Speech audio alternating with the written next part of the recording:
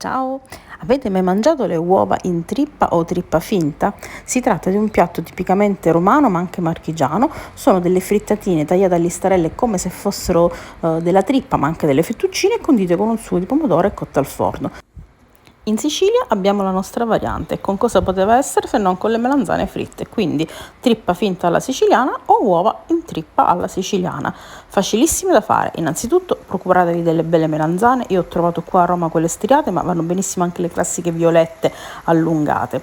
Le tagliate a fettine, a me piacciono a mezzaluna, potete anche farle a fettine intere, e le friggete. A questo punto due filosofie, potete friggerle così semplicemente oppure infarinarle leggermente, in questo secondo caso assorbiranno meno olio e io le preferisco.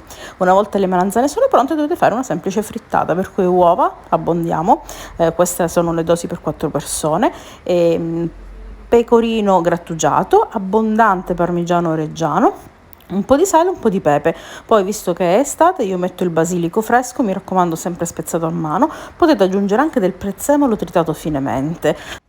Sbattete bene con una forchetta o con una frusta a mano e poi aggiungete un cucchiaio, letteralmente un cucchiaio, di pane grattugiato, raffermo o mollica di pane grattugiato. Se dovesse essere un impasto troppo denso potete aggiungere un cucchiaio di latte.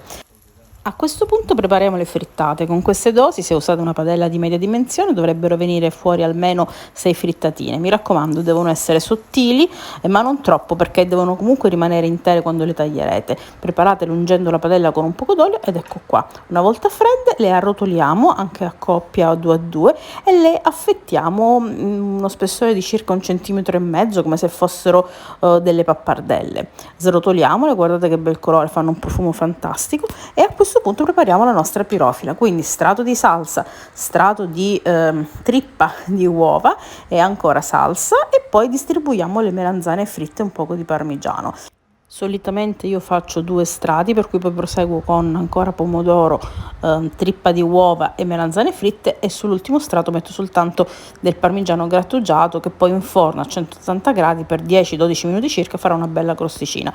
C'è anche un'altra filosofia, ovvero potete prendere una zuppiera molto capiente e mescolare tutto insieme, per cui salsa, fettuccine di frittate, un po' di basilico, melanzane, e versare questo composto direttamente nella pirofila. Io preferisco il mio metodo perché in quell'altro modo spesso le tagliatelline di frittata si spezzano, si rompono insomma. Forno, come ho detto, per 8 minuti, guardate che spettacolo. Come sempre, ricette e dosi sul sito Siciliani Creativi.